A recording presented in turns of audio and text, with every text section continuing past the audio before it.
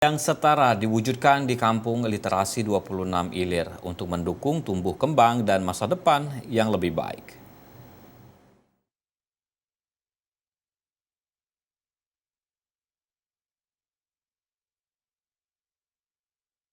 Berawal dari kawasan rumah susun yang dulu sering mendapat stigma negatif, Kampung Literasi 26 Ilir di Kota Palembang kini berubah menjadi ruang belajar yang memberikan harapan baru bagi anak-anak dan masyarakat. Berbagai kegiatan pendidikan dan pemberdayaan diadakan untuk menumbuhkan budaya literasi, sekaligus membangun lingkungan yang lebih positif.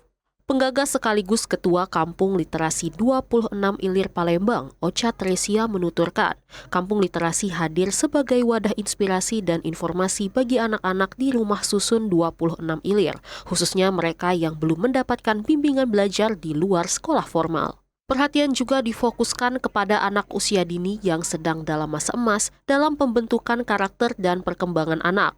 Lingkungan yang aman, nyaman, dan terlindungi akan membantu anak-anak tumbuh lebih baik, sekaligus menghapus stigma negatif yang melekat pada rumah susun 26 Ilir. Kami berharap peran besar ini mengajak kolaborasi kepada masyarakat untuk menjadi madrasah ulah.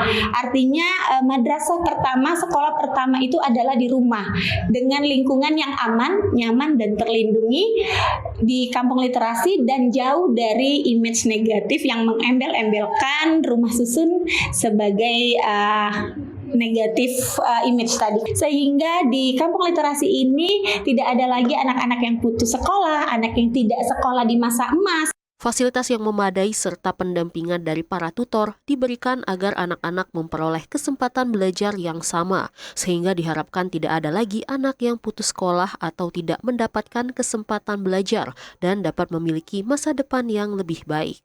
Tim Liputan TVRI Sumsel melaporkan.